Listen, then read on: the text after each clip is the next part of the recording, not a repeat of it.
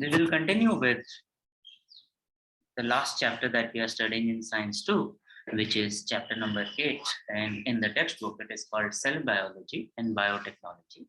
Just to save some space on the screen, I am saying cytology and biotechnology. Cytology is same as cell biology, and we covered cytology in the previous session, where we focused on stem cells, what they are, how they are used. We also read about organ transplantation. Those are the things we cover. Today, our focus will be on biotechnology. This is part of the chapter. This is the last part of the chapter. So have your textbooks, notebooks, pens and pencils, mainly your textbooks and pencils, so that you can annotate on your textbooks. This is how we will study in this session. We will do a quick revision because yesterday in the last session with the basic definition of biotechnology. So we will relook that. We will have a quick revision of that. Then we will look at two main things. One is applications of biotechnology. What do we do with biotechnology? And then we will study about important developments and stages in agricultural development. Okay. Finally, we will look at the questions that are in the exercises, and we will end the chapter. We will complete the chapter. So once again, be ready with your textbooks, be ready with your pencils so that you can annotate. I will switch a lot between the textbook and the slides. If you have the textbooks with you ready, then it will be extremely easy.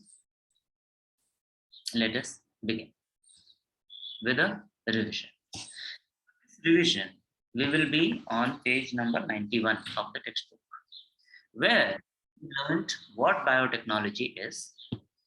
We understood what are the main areas of application of biotechnology, and we also understood what are the benefits of biotechnology. Okay.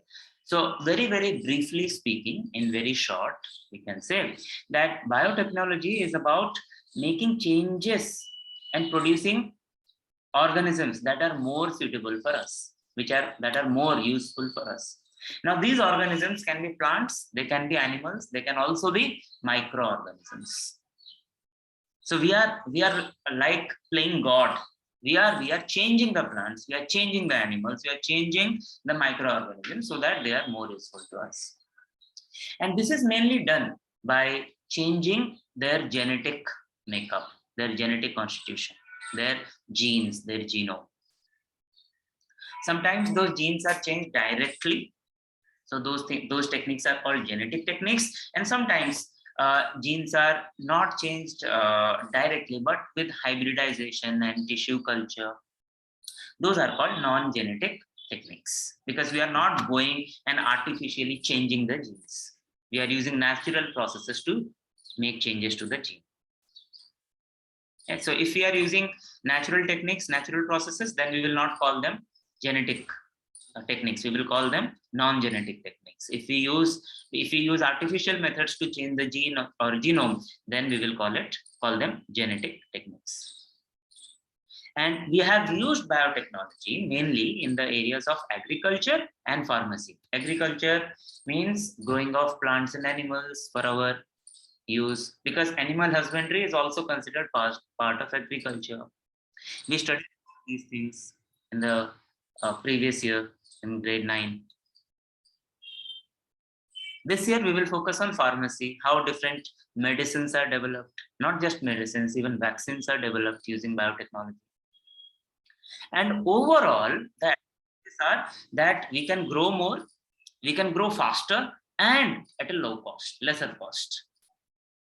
Because we are making organisms stronger, we are making these organisms more productive, because we are making these organisms resistant to bad climate, resistant to diseases. So we are increasing our production, we are increasing the speed of our production. Also, we are doing this at lower costs.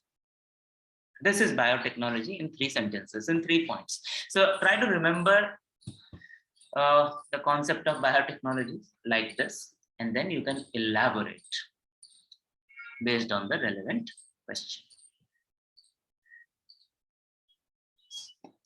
After having a fair understanding of what biotechnology is, and remember, we started with getting introduced to biotechnology not this year, last year. Let us now see how biotechnology can be used, is used, not can be, is used for our own benefit. So, applications of biotechnology. In our textbook, 7 different points are given, starting from page number 92 to page number 96. Go to page number 96 and tell me what is the point, the number, bullet number that is given for biotechnology and DNA fingerprinting. Does it say 5-6 or does it say 6-7? Check and confirm.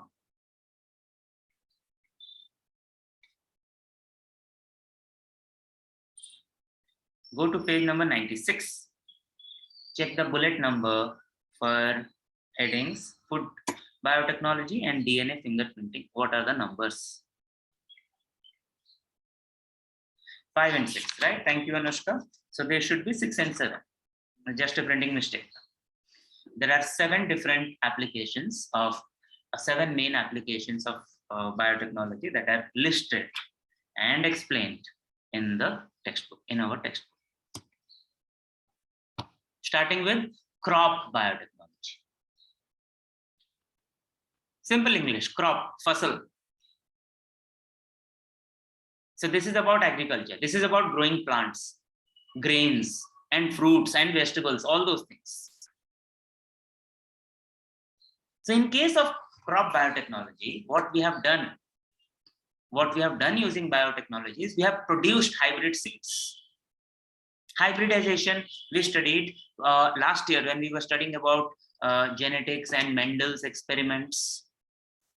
So suppose we have a rice plant which produces a lot of rice, but it is very tall. And there is another rice plant which does not produce a lot of rice, but it is short. We want rice plants which are short and produce a lot of rice. Why? Because if the plant produces a lot of rice, then if it is tall, it will fall down, it will break, it will not be good. So we want to have the characteristics of 2 different types of plants. And that is done by using pollen from one plant with the ovum from the other plant. So when we mix their genes, we will be able, with different experiments, trial and error, we will be able to produce plants and seeds with both good characteristics. So these are called hybrid seeds, mixed seeds. Hybrid means having mixed characteristics.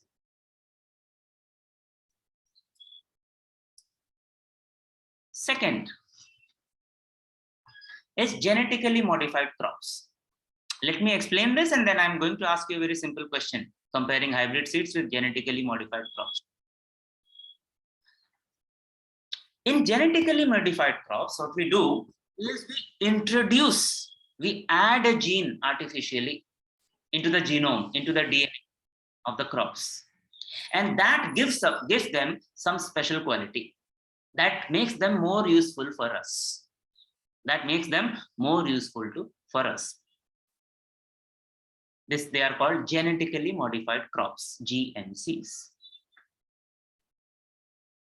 So I explained to you what hybrid seeds are, how they are produced, and what genetically modified crops are and how they are produced. So now a simple question in the context of types of biotechnology. Tell me, what type of biotechnology is producing hybrid seeds? Is it genetic or non-genetic? Also, what type of biotechnology are we using when we are saying genetically modified crops? Is it genetic technique or is it a non-genetic technique? First, tell me for hybrid crops, what is your understanding? Hybrid crops, we are making cross-pollination between two varieties, same species, but two varieties of, say, paddy or wheat or mango or something to produce a variety having all the good features. In genetically modified crops, we are artificially changing the gene, we are artificially adding the gene, doing something to the genome so that the characteristic changes.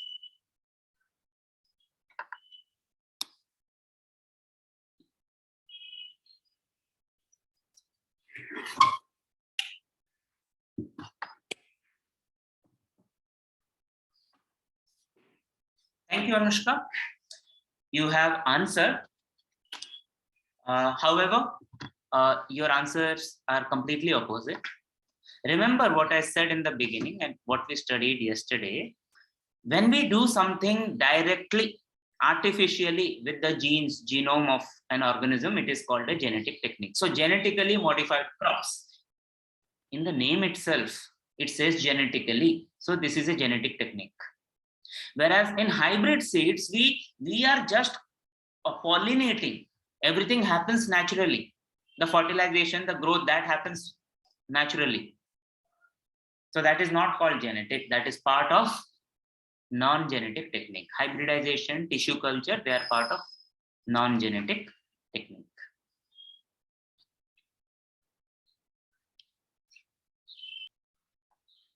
Page number 92. First point about crop biotechnology, application of biotechnology. So very clearly, hybridization is a non-genetic technique. Whereas genetically modified crops, genetic modification is a genetic technique. And both are used to produce high yielding varieties of the crops. Crops that are disease resistant, crops that can withstand more stress. They can withstand lack of water, high temperature, acidity, all that, so that they can produce a lot faster and even in adverse conditions. Some very important examples of genetically modified crops are BT cotton and BT brinjal. Cotton is cotton. Kapas in Hindi, kapus, you know it as. And BT brinjal, bangan, eggplant. Both have this prefix called BT. This prefix BT comes from this bacteria, Bacillus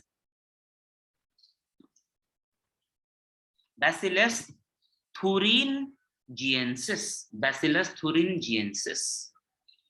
What we have done is, what scientists have done is, they have taken a gene from this bacteria and they have added it to the genes of brinjal and cotton. Because of that, these plants, these BT cotton and BT brinjal plants, they produce a toxin. Toxin is a harmful chemical that can cause death. And this toxin causes death of worms that feed on the bolls and the leaves of the cotton and brinjal. So if there are pests that are affecting the crop, the pests, when they eat this, they die and they don't grow. So the crop is saved. BT cotton, BT brinjal. Good. We have improved the crops that we need. But again, there is a counter argument that we also eat this brinjal. We use this cotton.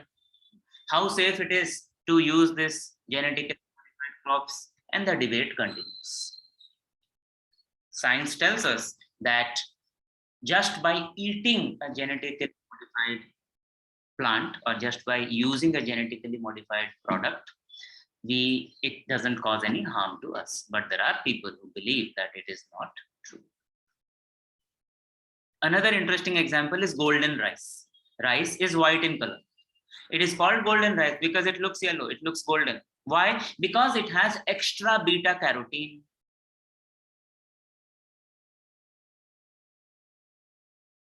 Because how has it been done? We have added a gene to this rice plant, paddy plant, which produces vitamin A. Why have we done it? So that people who, everyone who eats rice gets enough vitamin A also.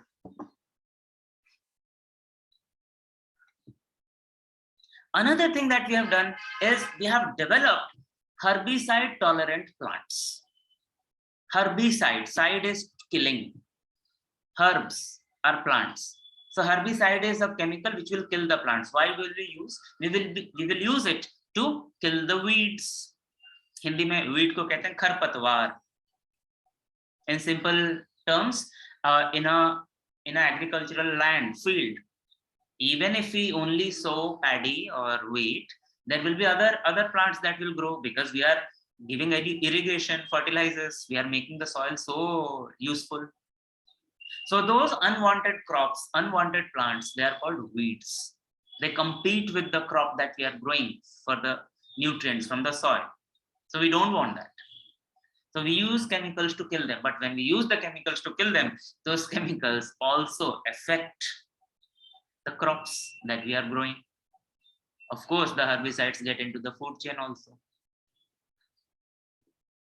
So what we have done is we have developed plants by changing their genes that are resistant to herbicides, so that when we spray the herbicides, those herbicides don't harm the crops that we are growing.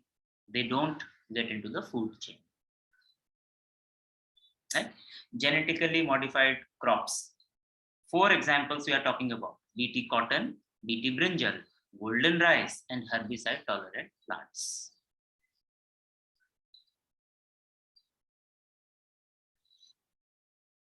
The third application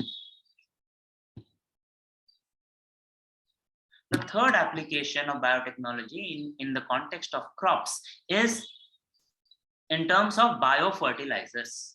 We know that biofertilizers are chemicals that are necessary, that give necessary nutrients to the plants for their growth. Mainly, if you remember, they have the elements N, nitrogen, phosphorus, and potassium. But excessive use of fertilizers causes soil pollution, water pollution, and of course, those chemicals enter the food chain. So what we have done is a natural solution, a biosolution, using biofertilizers. So instead of using chemicals, we can use microorganisms, bacteria like Rhizobium, Azotobacter, Nostoc, Anabaena, and plants like Azolla. They help the plant absorb nutrients from the soil and from the air, and they help in the growth. So we don't use chemicals, we use biofertilizers. So 3 main things under biotechnology for crops. One is hybrid seeds, which is a non-genetic technique. Second one is genetically modified crops, which is a genetic technique. And the third one is use of biofertilizers, which again is a non-genetic technique. All 3 can be and are considered biotechnology, and this is one application of biotechnology in the context of crops. There are some interesting pictures also. You see cauliflower of various colors and corn also of another color. It is just giving us examples of what all can be done when we use hybridization techniques and when we use genetic modification techniques. We can produce products that are of specific characteristics, properties that we want.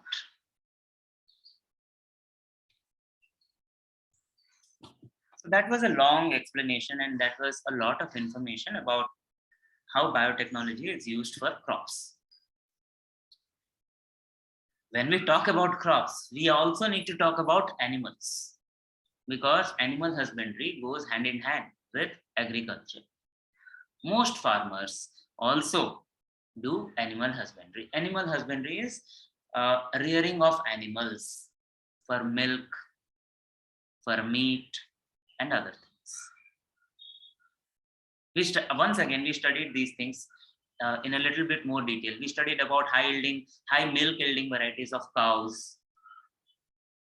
And even I think we studied about high egg yielding varieties of poultry last year. Right? So how is it done? Animal husbandry, and how is it related to biotechnology? The two specific technologies that are very, very relevant to animal husbandry are artificial insemination and embryo transfer. These terms are familiar to us. We studied them when we were studying about reproduction. So artificial insemination is artificially combining sperm and ovum. Embryo transfer is if you are doing an artificial insemination, if you are doing a in vitro fertilization, then that embryo has to be put back into the uterus. So that is embryo transfer. We know these things. And so we are doing something very, very similar to what we do in hybridization of plants. We mix the characteristics of different varieties of plants. So here we are trying to mix the characteristics of different varieties of animals. And we are doing it for the same goals. We want healthier animals, we need stronger animals, and we want more productive animals. If the animals are healthy, then we will not have to spend a lot on their health, on their medicine. If they are strong, then they will survive better when the conditions are adverse, when it is very hot, when there is lack of food or water. And of course, we are doing all this because we want more milk, more eggs, more meat, more wool, more everything. The goal remains same.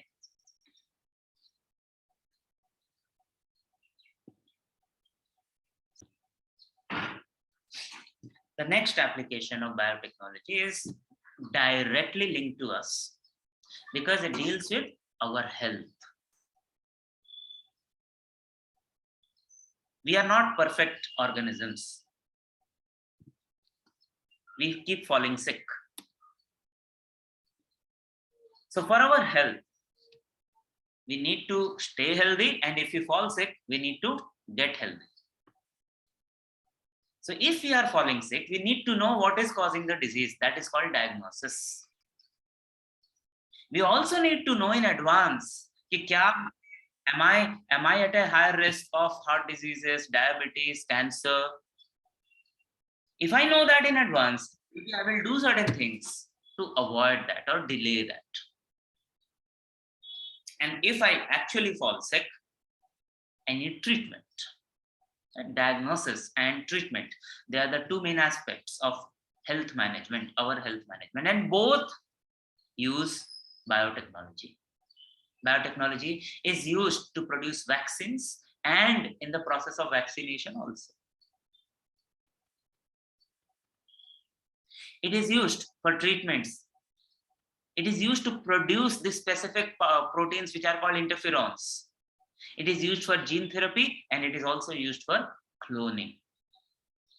Let us study all these things in detail. This is an important part of this chapter, of this section, application of biotechnology.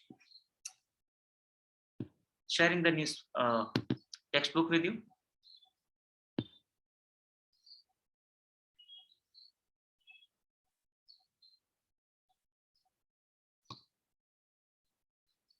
So when we are talking about diagnosis, there are tests that look at our genes and they tell us if we are susceptible, we are more prone, we are more at risk to get diabetes and heart diseases later in life, even before it actually happens. Also, there are tests that check and confirm if someone is suffering from diseases like AIDS, this uses genes. And this textbook was written 3, 4, 5 years ago. We are using biotechnology now when we are using the RT-PCR test to find out if someone is suffering from the infection of coronavirus. RT-PCR test is a test that uses the RNA, the genetic material of the virus. Diagnosis. For treatment also, we are able to produce insulin, which is required for the treatment of diabetes. Insulin is a hormone which is usually produced by the pancreas. But pancreas, the specific cells of the pancreas may not be able to produce them. So पहले क्या करते थे? We used the pancreas of the horses to produce insulin for humans. Interesting fact. Today, the company that is producing Covishield vaccine in India, Serum Institute of India, they started as a company that produced insulin from horses. Okay? So nowadays, we don't need to go to horses for insulin. We can produce insulin with the help of bacteria. How? We have added an insulin gene, human insulin producing gene into the bacteria. So the bacteria produces the insulin. All we need to do is collect it and then use it for our treatment.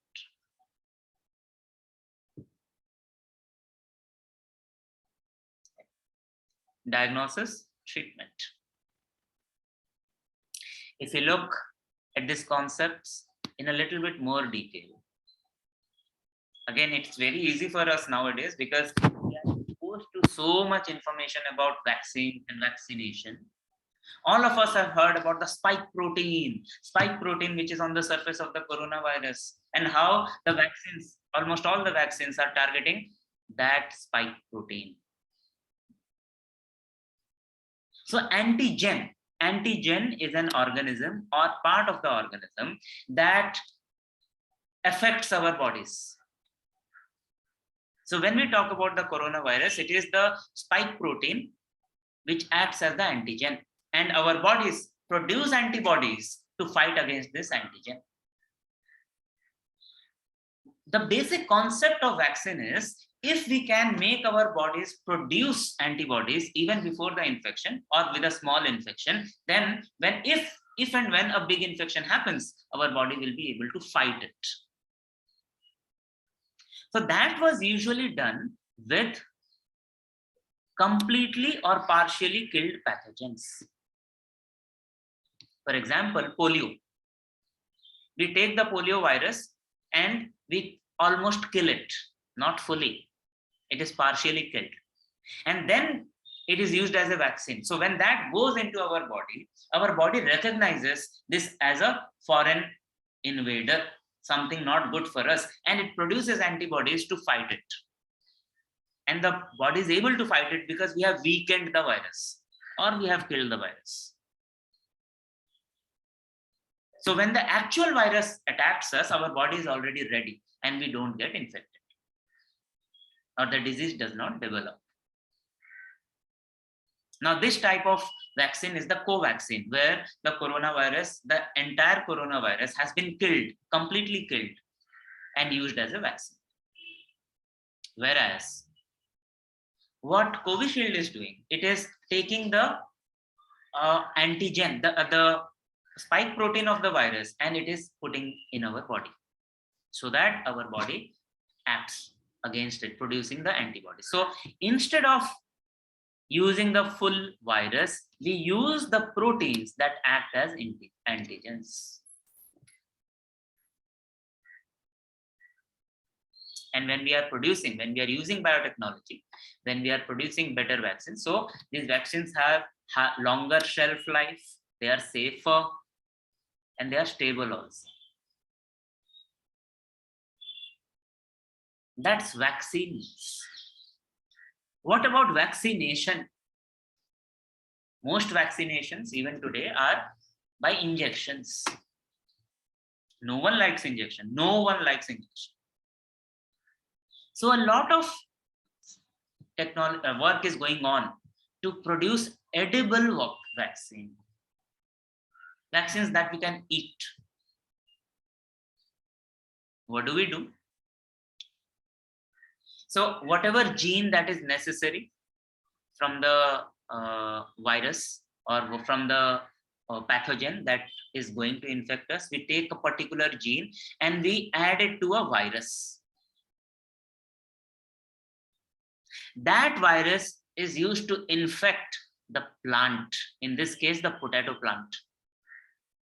When the virus infects the plant, virus adds its genes to the genes of the plants.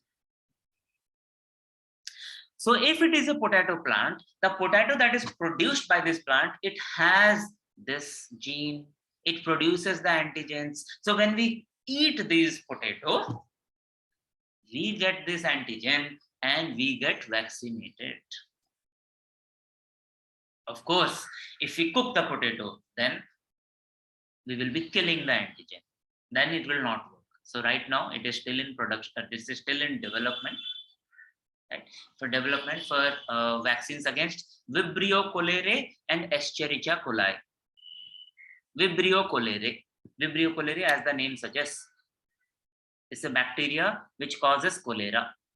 Now cholera is almost gone, but there was a time where cholera would take thousands and thousands of lives all over the world in India.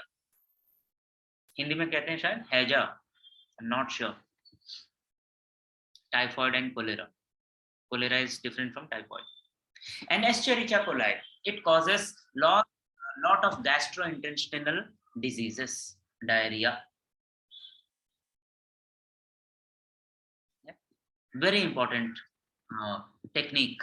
We take the gene, we add it to a virus, the virus infects the plant, then the plant then produces things which we consume, and they also have this gene that will help us produce the antigen. Yeah. Edible genes. See how easy it will be. हम खाना खा रहे होंगे और हम vaccinate हो जाएंगे. No need to be in queues and all.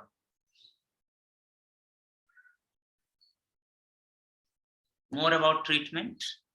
We already mentioned hormones like insulin, more examples like somatotropin and blood clotting factors. They can be produced using biotechnology. Need to remember the names. We are able to produce interferons. These are small protein molecules that are used in treatment of various diseases. They are usually produced in the blood, but sometimes blood is not able to produce them. So now we are able to produce them using biotechnology. So for now we are using Escherichia coli. See, the same E. coli, which may cause diseases in human beings, it is also being used for production of things that will be used for our treatment. Another way biotechnology is used is called gene therapy. Gene therapy is used to change the genes of the somatic cells, not the germ cells. Germ cells are used for reproduction. This is to use the genes to change the genes of the somatic cells. One of the examples is there is this disease which is called PKT, phenylketonuria, which affects the hepatocytes, that is cells of the liver. And we can treat this using gene therapy. We go and change, we fix the problem in the genes of the liver cells, very specific. Finally, when we talk about human health, comes this very interesting concept of cloning. Very simple definition: production of replica, copy of any cell or organ or entire organism is called cloning.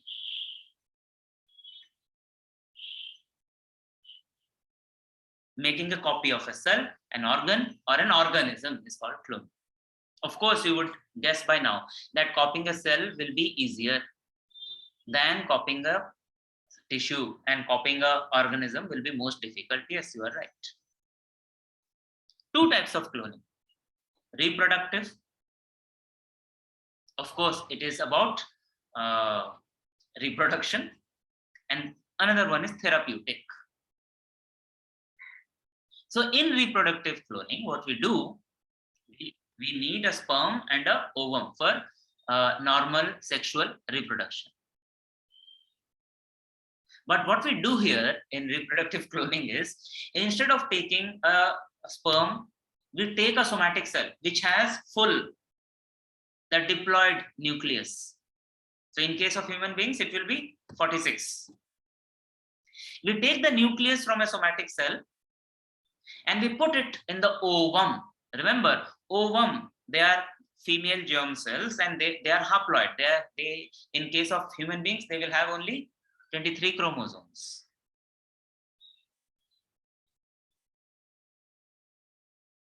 Now what we will do is we will remove the nucleus from the ovum and replace it with the nucleus of a somatic cell which has all the 46 chromosomes. So the ovum thinks that it is fertilized because now it has 46 chromosomes and it grows into a zygote, into an embryo, into a baby. This is called reproductive cloning. Very difficult and first achieved in a big mammal in 1996. Very famous is the sheep dolly.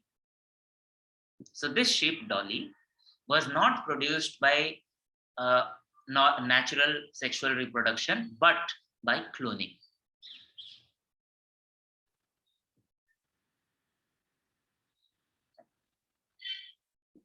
More importantly and more interestingly though is therapeutic cloning, not for reproduction but for therapy, for treatment.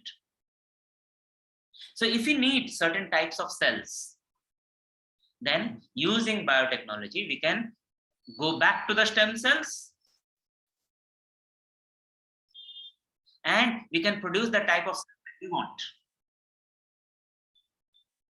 We can do the diagnosis, we can grow, and we can treat the diseases.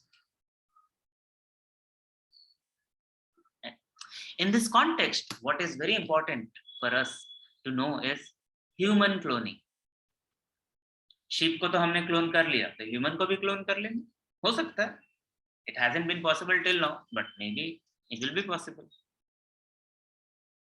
But people across the world are against it. This is one of the major disadvantages or dangers of biotechnology.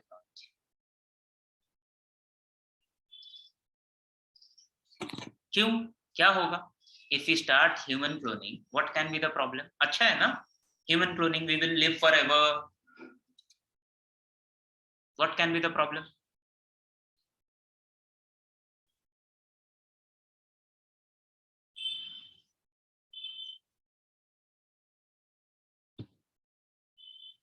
Khadija is saying the problem can be population.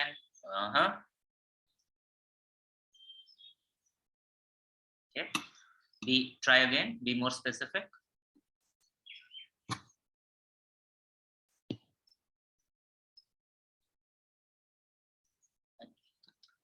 See here. It says controlling inheritance of hereditary diseases, continuation of generations, enhancing the specific tendency may become possible due to cloning technique. Now, using biotechnology, we can find out, if we can look at the genes of the fetus that is developing, we will be able to predict how healthy or how sick the baby will be. At the same time, using genetic re-engineering and all, we can produce something that is called a designer baby. Oh, I want my child to be tall, fair, smart. So we will pick, maybe we will be able to pick up those genes, put them together, and a baby will be produced. So who will be able to afford this? who will not be able to afford this? Is it right for the human race? What happens to the biodiversity? Also, suppose this kind of technology gets into the hands of bad people. Suppose this kind of technology was there when Hitler was alive.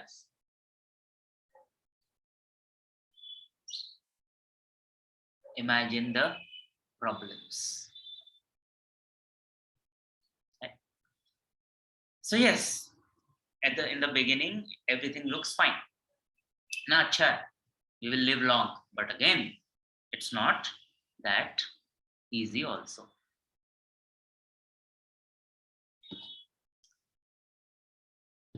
That's about cloning.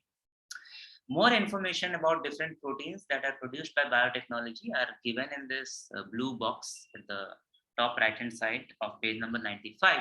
And there is a direct matching question related to this.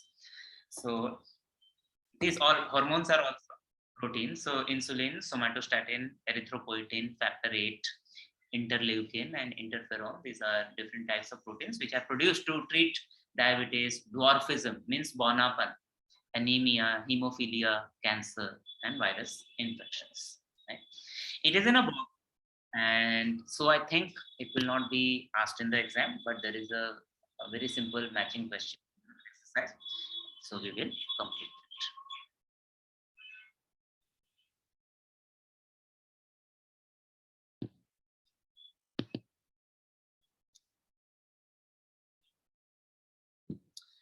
Next application of biotechnology is in the area of industry, industrial products. And it has an interesting name. It is called white biotechnology. We are not getting into why it is called white biotechnology. If you are interested, you can find on your own. So it's very simple. When biotechnology is used for production of things which are used in the industry at an industrial scale, that's called white biotechnology. So if you are using biotechnology for production of chemicals, we have already seen one example in the last chapter where we said we use yeast to produce alcohol. So if we use a genetically modified yeast to produce alcohol in a much larger amount faster, so that will be white technology, white biotechnology.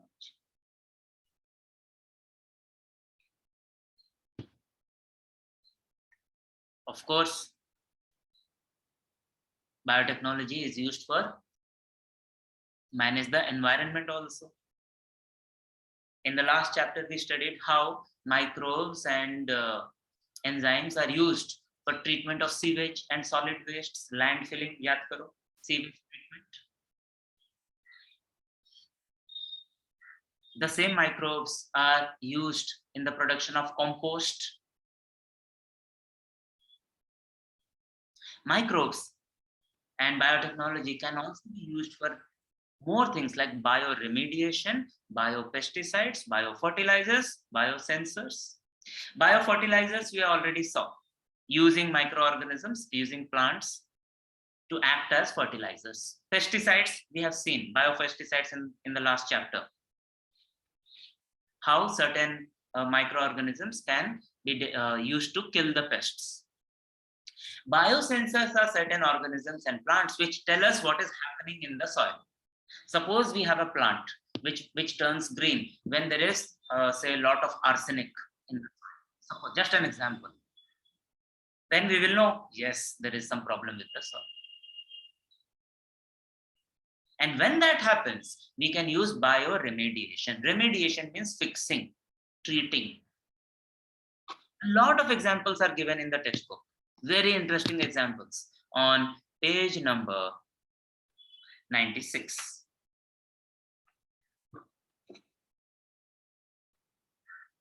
Pseudomonas bacteria is used to clean hydrocarbon and oil pollutants from soil and water. Teres vittata can absorb arsenic from the soil. Sarson, Indian mustard, genetically modified. It can absorb selenium from the soil. These are harmful for the crops. And they are harmful for human beings also, in case they are part of our food. Sunflower, Surajmukhi ka paudha, it can absorb uranium and arsenic.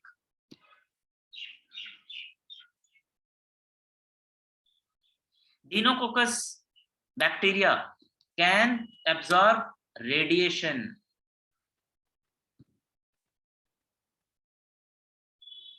And there are some grasses, very interesting name. When I was in school, I loved this name, alfalfa. Clover and rye. They are also used as used for bioremediation, and they are plants. So it is called phytoremediation. Phyto always relates to plants.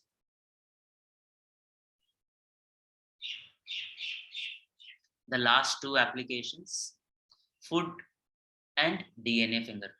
We have studied in detail in the last chapter how we produce milk and dairy product and so many other things using microorganisms.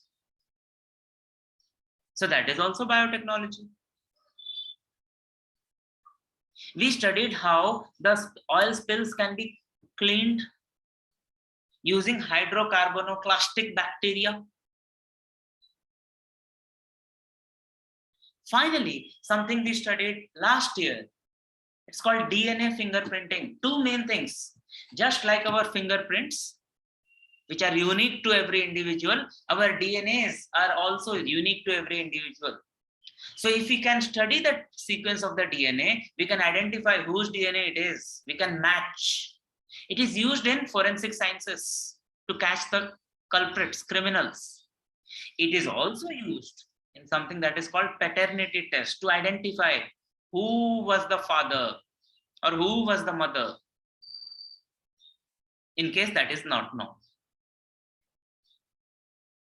So 7 very interesting applications of biotechnology, and all these are done at a commercial scale. Crop, it is about agricultural production, hybrid seed, genetically modified crops, biofertilizers. Animal husbandry, so growing animals which are healthier, stronger and productive using artificial insemination and embryo transfer. Human health, so both diagnosis and treatment, vaccines, vaccinations, gene therapy and cloning.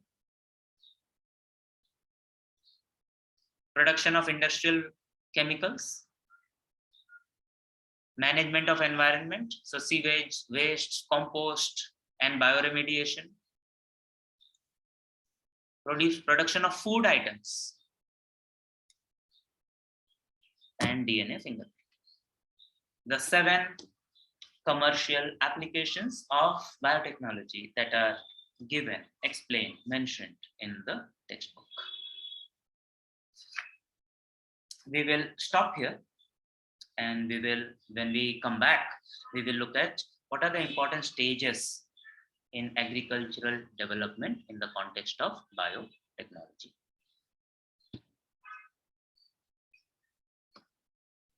So what we have studied in this chapter till now is how cell biology, that is cytology, and how biotechnology can be used to make our lives, human lives, better. Right? So cell biology happens at a much smaller scale. We are talking about cell level, and biotechnology can happen even at the organism level. Right? But in both the cases, we are dealing with cells, nuclei, genes, and all that. Again, a quick reminder that some techniques of biotechnology are genetic in nature, some techniques of biotechnology are not. One of the major areas where we have used biotechnology is agriculture.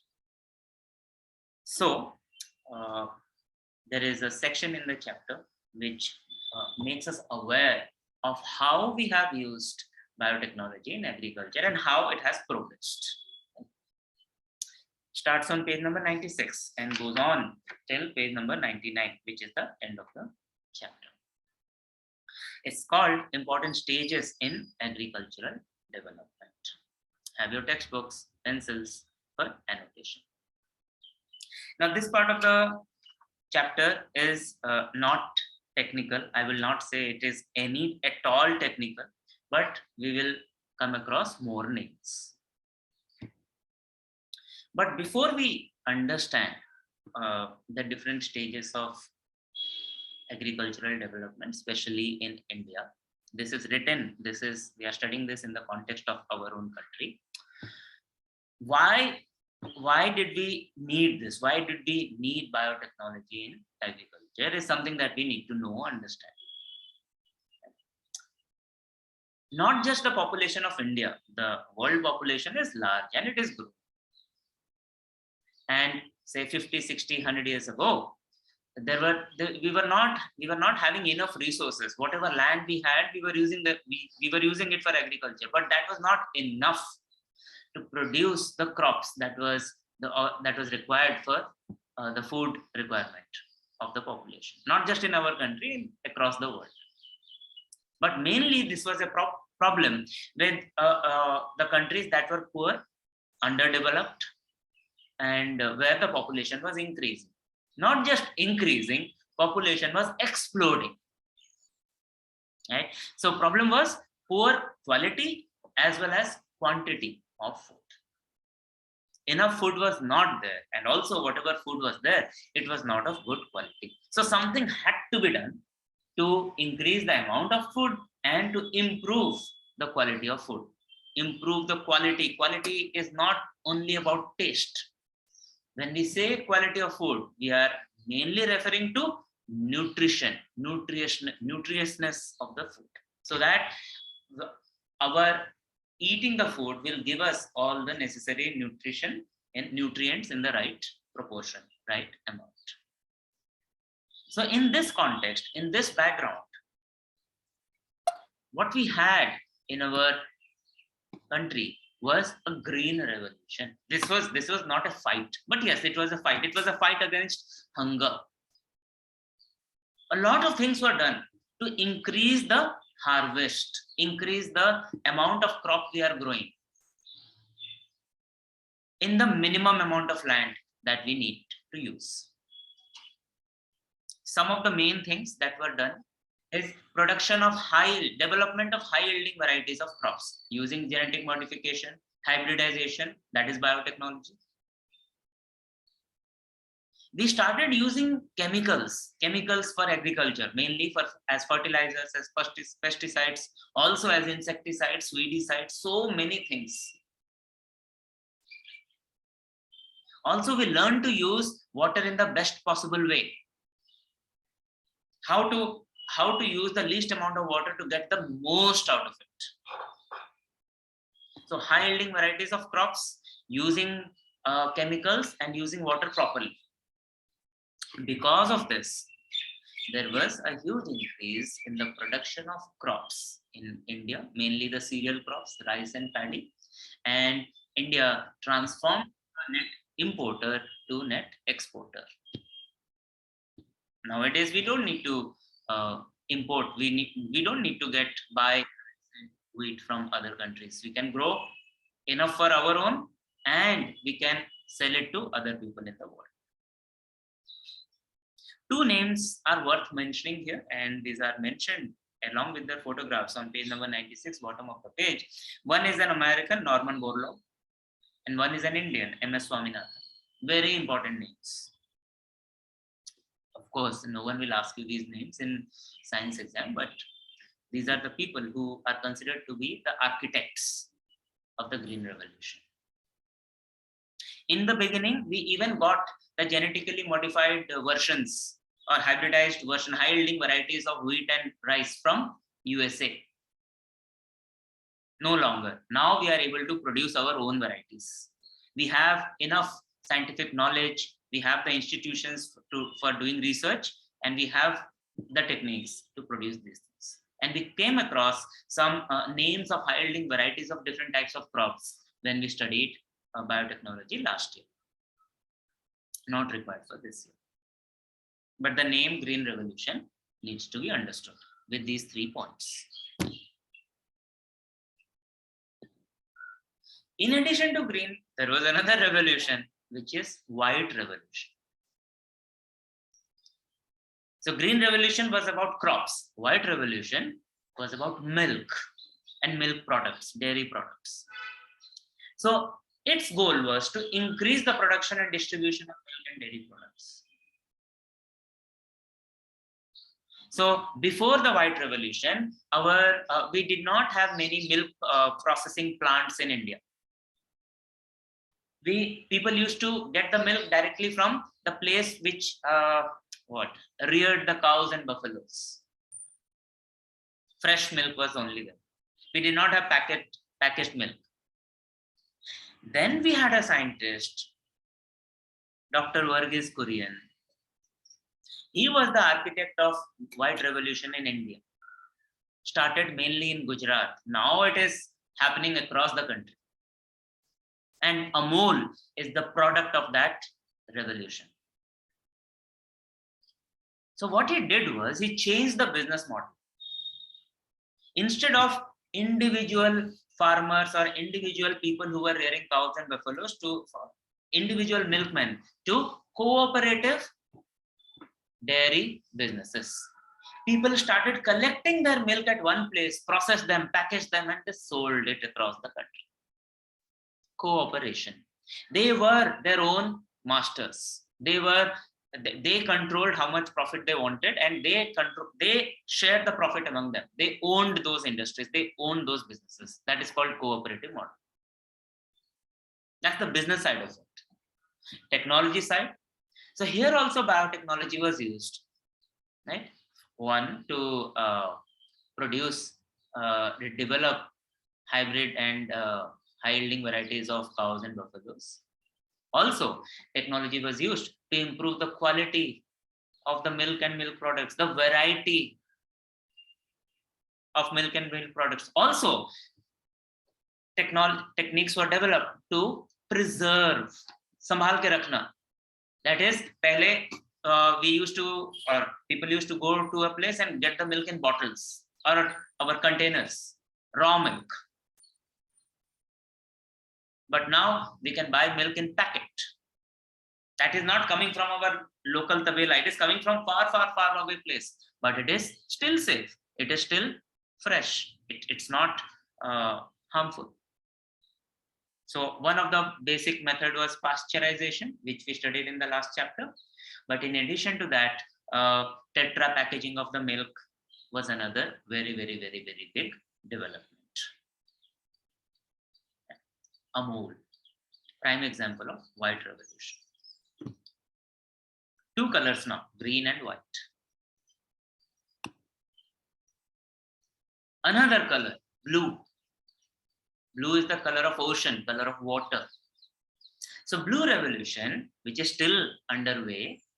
Green revolution is over. We have overcome our food grain security problem. White revolution is over. We once again, from less to more than enough we have now in our country. Blue revolution is about production of aquatic organisms. Aquatic means water living. So these can be plants, these can be animals, these can be fishes, this can be, what are those called? Other marine organisms.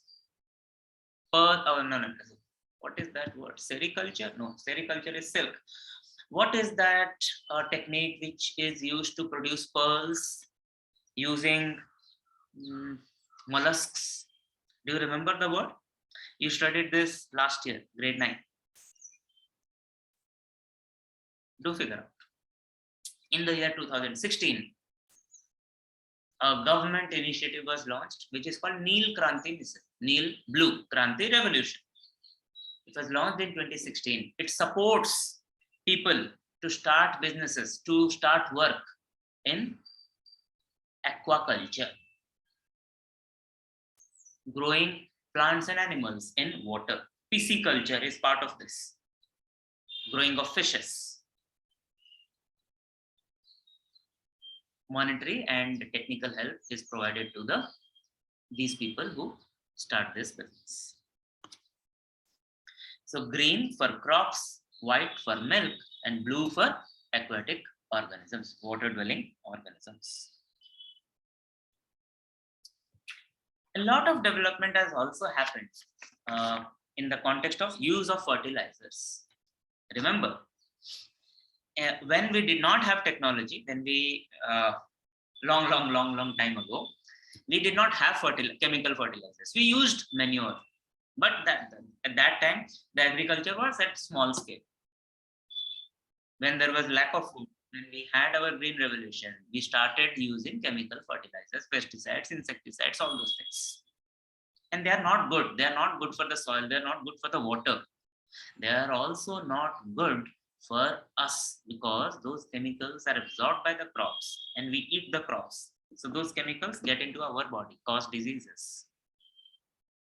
So there was a move away. There is a move away from chemical fertilizers to organic manure, natural manure that is also produced from the composting of garbage.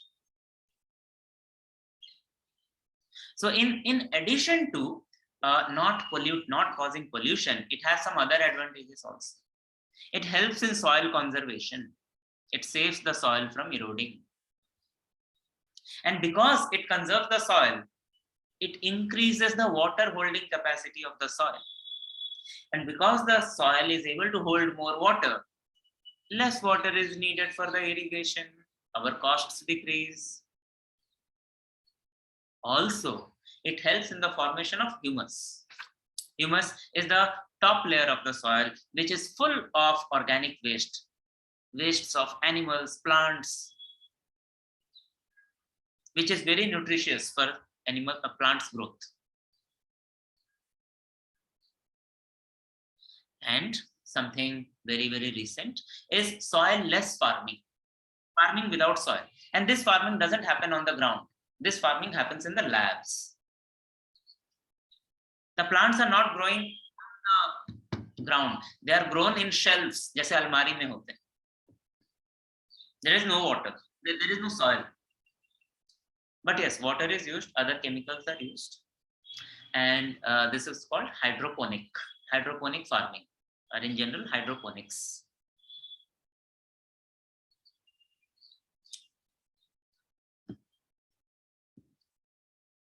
Another very big change, especially during the Green Revolution, we started using a lot of insecticides. Those insecticides and pesticides, we already discussed that these chemicals were polluting the soil and water. Also, they were causing diseases in human beings. So nowadays, there is focus on, instead of using the chemical insecticide, let us use natural insecticides, frogs and other birds that eat the insects and they control the population of insects in the crop. So all this is happening all together. So we will use biotechnology to produce plants that produce toxins that kill the pests. Also, we will encourage population of frogs and insectivorous birds around our farms so that they also control the insects. Everything go together. It's not either or, it's both, all, but not chemicals. And when we remove chemicals altogether, when we remove artificial chemicals altogether from our farming process, it is called organic farming, because it is used only, it is done by using only organisms, not artificial chemicals. And organic farming also focuses on not using the varieties of plants and animals that are foreign, which are genetically modified, but local. Because those local varieties are suitable. They have evolved in the local conditions. They are suitable for that condition. And because of this, because of no use of chemicals, because of using local varieties, we are able to maintain balance in the nature. Otherwise, think ecology, ecosystem. When we do agriculture, actually we are harming the ecosystem. We are changing the ecosystem. We are digging. We are flooding a field. We are removing what was growing and we are growing something that we want. So organic farming is kind of a solution to all those things. And these products, the products which are grown organically, they're considerably costlier right now. Maybe sometime in future, sometime in near future, everything will be grown organically and they will also come cheap.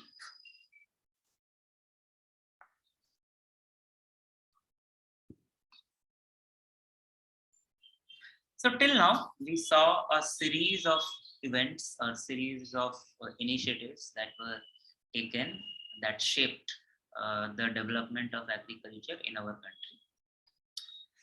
Now, there are three other things which seem a little random. One is in the context of apiculture. Apiculture is growing of bees for harvesting honey. Traditionally, what people used to do, that they would collect honey from the natural hives, natural beehives. And natural beehives will be full of honeybees. They don't like human beings, they bite.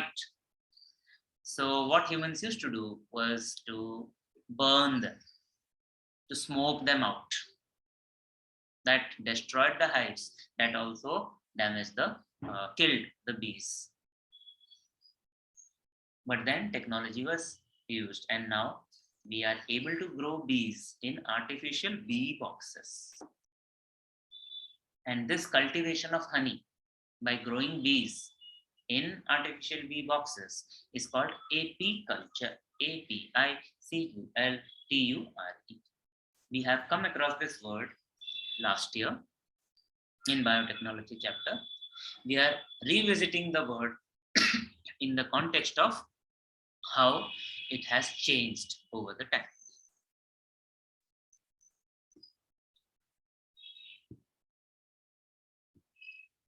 Another change that we have seen, we are the land of Ayurveda, which is the Indian system of medicine, which uses chemicals derived from plants, from nature, to cure. And not just Ayurveda, even the modern medicine, they do use chemicals that are derived from plants and animals. Many very common medicinal plants are, if there is a cut or burn, we use turmeric. So turmeric is medicinal. Tulsi is also very medicinal. There are many medicinal plants, and if you take a packet or if you take a container of say Chyawanprash, if you take a container of Chyawanprash and see the ingredients, read the ingredients, you will see the names of so many medicinal plants and the product that the plants produce that are used as medicine. So initially, we source these chemicals, these compounds, these molecules from wild plants. Jungle mein jao, dhoond ke lao. But now we are cultivating these plants. We are studying them scientifically. We are figuring out what exactly in the plant is useful to us. So we are growing medicinal plants. Yes, Tushar, thank you for mentioning. Neem is a highly medicinal plant. Thank you for sharing that, Tushar. Finally, if we may increase production of crops, production of fruits, production of vegetables, production of milk, we may. But we should also have some way of preserving them. Otherwise, दूध तो बन गया, फल उग गए. But if we cannot store them, because we will not be able to use all of them at the same time, we need to have proper storage facilities to store them, and not just storage. We need to have proper transportation facility to distribute them across the country. So one of the very perishable items are fruits. Cereals are dry, fruits are wet, they have water in it. So they perish means खराब हो जाते हैं. If you take a banana, if you take an apple, right, couple of days, if they are kept in the out, especially in a country like ours which is hot and humid, they go bad. So we needed something, we needed to do something, we needed to find a way of preserving these fruits for a long time. And then we developed these techniques and industry, which is called fruit processing. In general, it is called food processing. In the context of fruits, it is the technology, the industry is called fruit processing. क्या करते हैं हम इसमें? We have storage facilities which are like huge refrigerators. We dry the fruits. We salt the fruits. We pack them in airtight container. We make jams and jellies, murabbas, and we also dry them by evaporating water from them. Right? So using these things, we are able to process and preserve fruits for a long time, so that we can distribute the fruits. Also, we can store the fruit for a long time. So very diverse set of information. We started by understanding why we needed, what was the problem, right? So problem was pollution and not pollution, population, growing population, exploding population with lack of resources in terms of technology, in terms of chemicals, in terms of land, all those, and all this translated into poor quality and quantity of food. So we had green revolution to increase the production of crops. We had the white revolution to increase the production of milk and dairy products. We are still having blue revolution to increase the production of aquatic organisms. We have lately moved away from chemical fertilizers to manure, and also we are gradually starting soilless farming, which is hydroponics. It is a very big deal in countries outside India. We are moving from chemical insecticides, pesticides to natural insecticides and pesticides. And we are getting rid of chemicals altogether. We are getting rid of genetically modified crops. We are using local varieties to maintain the balance in the nature, which is called organic farming. We are taking care that we are not harming any organism, any animal, plant, that we are using for our own benefit. So in case of agriculture, we are using artificial bee boxes. We are not killing the bees. We are not harming their hives. We are cultivating the medicinal plants. Also, we are able to process and store fruits. Not just fruits, vegetables also for a very, very long time.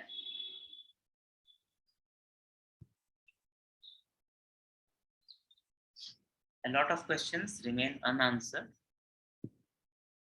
in the exercise, because what we covered yesterday was cytology, which is a small section, which is more technical section, but the bigger section of the chapter is about biotechnology, and so more questions are unanswered. Let us see if you remember, if you are able to recall any answers. Number 1, fill in the blanks. It says methods like artificial insemination and embryo transplantation are mainly used for what? We have to name that process. Do you remember? It was covered. I covered it. It was there on one of the slides. Try, find, think, tell.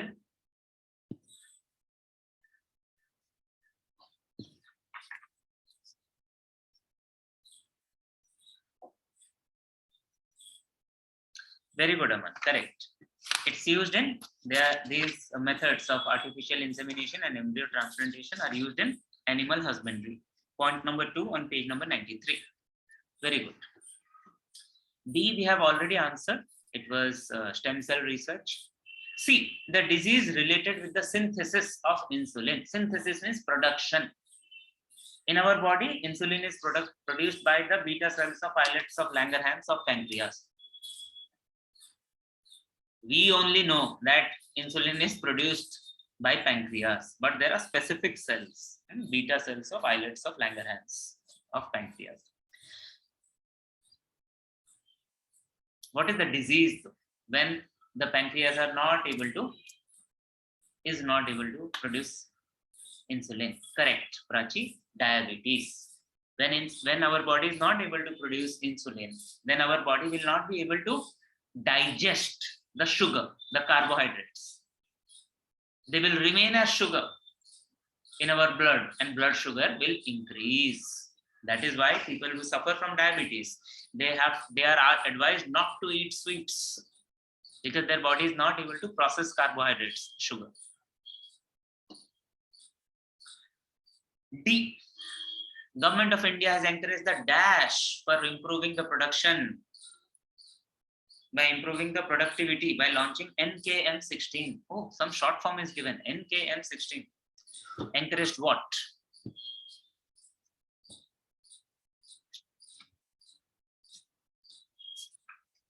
If you know NKM, you will know the answer.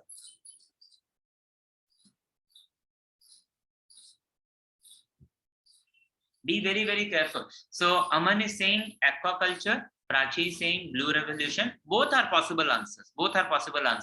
But give me the specific answer, most appropriate answer. Check the textbook. Check that statement where this is mentioned. Neel Kranti Mission. You will get the answer. Not aquaculture, not blue revolution. More specific. Correct, Anushka. We should say pisciculture. We should say pisciculture. It is mainly about growing fishes. Pisciculture. P-I-S-C-I, not P-I-S-I. Chanda. See, you are able to answer. Yes, Akhilesh Rajesh, correct. Question number 2 is matching. I told you there is, while going through the chapter, that there is a question related to matching. Tell me, where is it? Where is the information for this question? It's just at one place in the textbook. Page number 95, blue box, correct? So if you look at the blue box, you will know that interferon will match with viral infection. ये जो लिखा है ना factor, that's an incomplete question. It should have been factor 8 in Roman numbers, factor 8. For hemophilia, somatostatin. For dwarfism, dwarfness, and interleukin for cancer. So 4 on the left hand side, we'll use 4 on the right hand side. Something is not used on the right hand side, which is diabetes, because insulin is not given. If insulin was given, we could have matched it to diabetes. And nothing for me to explain. This is something we need to know and remember. Question number 3, where 2 wrong sentences are given and we have to correct that. 3A we have completed.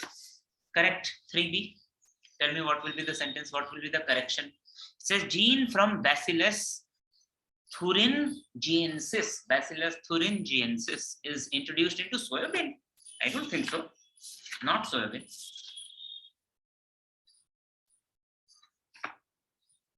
That is the mistake. That is wrong. What should come in place of soybean?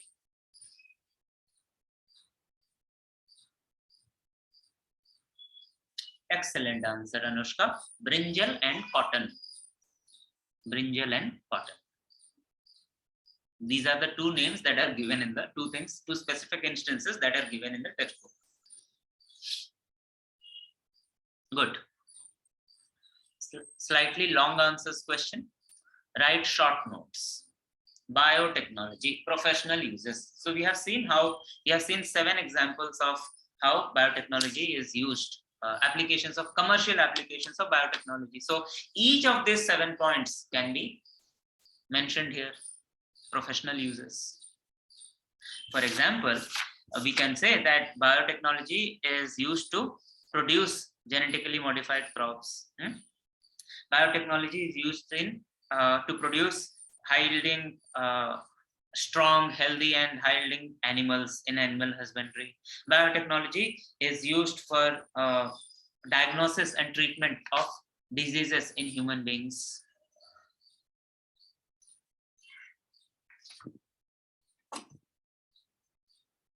For B is importance of medicinal plants. Right. Tushar gave us the example of neem. So these products, these plants, they are very useful, especially for curing diseases.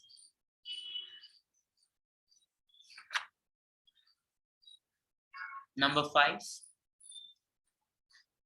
in your own words.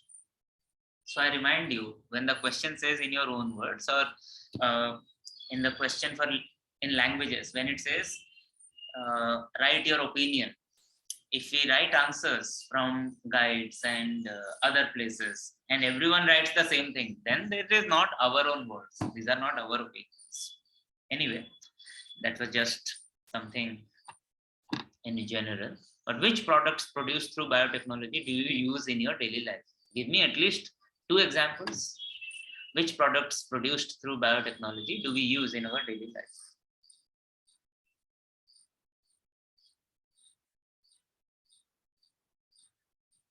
There are so many.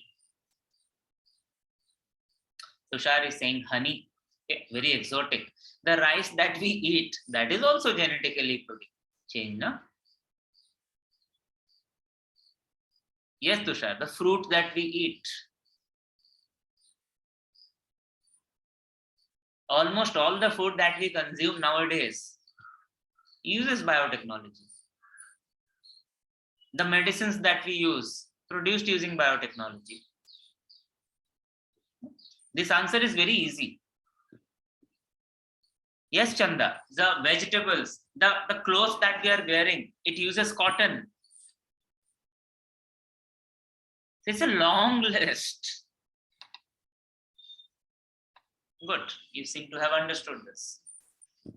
B, which precautions will you take during spraying pesticides? Pesticide spray करते समय हमको किन चीजों का ध्यान रखना है?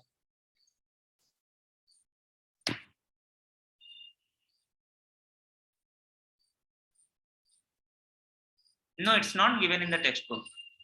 Oh, wow. Tushar is saying wear masks. Yes, correct. Not just masks. We have to wear gloves also. The pesticides, insecticides, weedicides, they can enter our body through our skin also. So we have to take those precautions. Also, we should not be using too much of pesticides. Best is we don't use pesticides and use biopesticides. Correct. You are on the correct path. You will get the answer. C, we have already answered. D, explain the importance of fruit processing.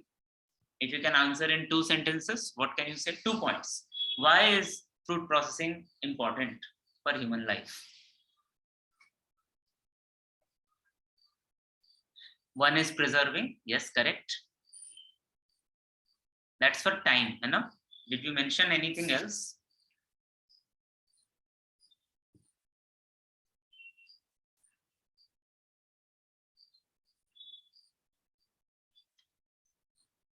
That's the main thing.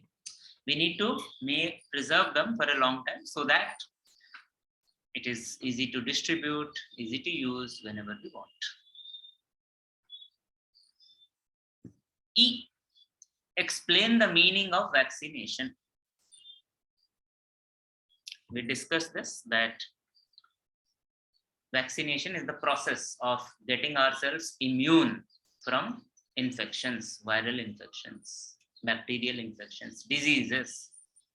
And that we achieve by exposing our bodies to antigens or the entire microorganism that causes the disease, because then our bodies will form antibodies. Where is this answer given in the textbook? Which page? Where?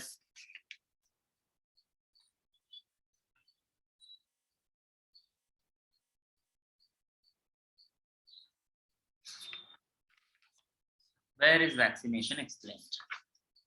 I think we studied vaccination for the first time in class 7 or 8 when you had this chapter of diseases in science. Right now, tell me, where is it mentioned?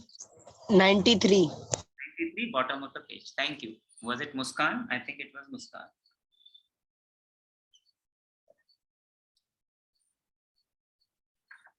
Then, question number 6.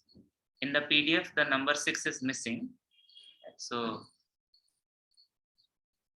I hope the textbooks that you have complete the following chart. The question is here, the chart is here. So we have to write down the advantages of biotechnology. The merits means benefits of biotechnology. We studied about the definition of biotechnology. We understood the main areas where we use biotechnology, and in the morning today, we also summarized the benefits of biotechnology in just one line. But here we have been asked to detail, right? How many? Count it. How many benefits do we need to write?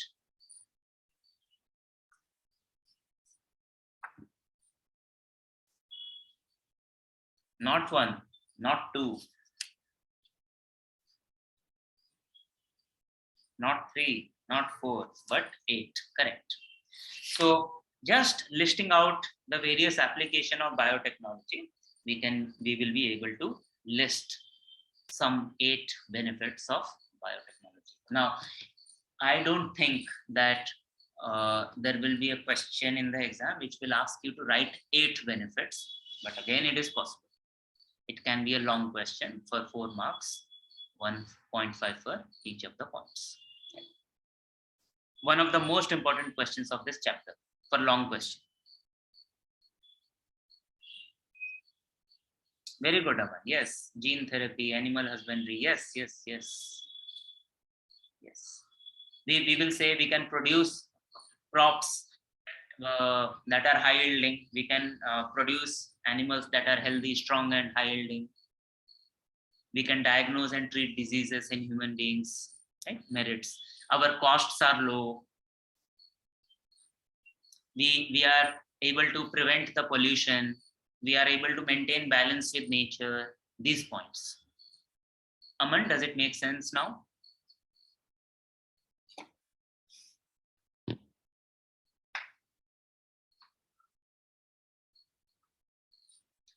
Question number 8 is one of its kind question in the entire textbook, where we have to understand the relationship between the given information, given things, and then based on that, we have to fill in the blanks. For example, then if you look at 8a, it says insulin is to diabetes. What is the relationship between insulin and diabetes?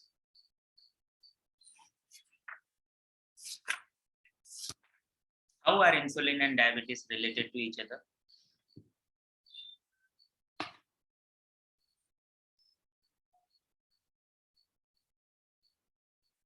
Come on.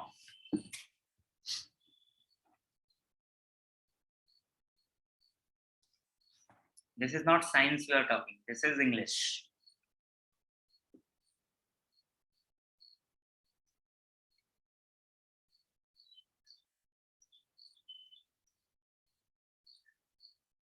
Diabetes is caused when we don't have enough insulin in the body. Insulin is not produced by our pancreas. In other words, diabetes can be cured. Diabetes can be managed by using insulin. So insulin is used for treatment of diabetes. That is the relationship between diabetes and insulin. So you have to find out what interleukin is used to fix. And the correct answer, as Karina already shared with us, is cancer. Again, take the blue box on page number 95. For 8b, erythropoietin is used to treat anemia. So interferon is used to cure viral infections. It is from the same blue box. 2 questions, not 1 but 2. Somatostatin is used to cure dwarfness. Factor VIII is used to treat hemophilia. White revolution is about dairy products. Blue revolution is about aquatic organisms. This is how we can fill in the blanks. So we need to understand the relationship and then complete. My initial question to you was, how is insulin related to diabetes? Otherwise, if you don't understand the relationship, we will not be able to fill in the blanks correctly. So what question number 8 and question number 2 tell us is that box is very important. Okay? And it is possible that the entire box will not be asked, but this information was very important earlier. For example, last question, which I had told you in the beginning, is the most thought-provoking question. More of English, but English, social science, and science. Comparative note on usefulness and harmfulness. So we have to write a note talking about usefulness and harmfulness of biotechnology. So when it comes to usefulness of biotechnology, we can talk about all the 7 or more applications of the biotechnology.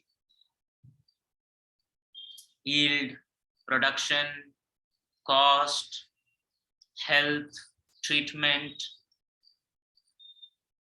These are all usefulness. Harms, if you are changing something, if you are changing genes, do we know what will be the consequences of changing these? Do we really understand what is the impact of changing just one gene? Another problem that we came across was cloning in the context of humans. Will it be really good if we never die? What if this technology is used by bad people? That is the note. We have to compare and contrast. We have to say what are the what are the good features of biotechnology and what are the bad features of biotechnology. Now, when it says write a comparative note, we only have to write a comparative note. We don't need to state our opinion. Does it say, and state your opinion? No. So in this question, answer to these questions should not include sentences like, I think, or I say, I believe that it is useful, or I believe that it is not useful. No. When we write a comparative note, especially in science, we have to stick to the facts, not opinions. Remember this. This is a little different from what we may do in social studies or languages. A comparative note, especially in science, has to be factual.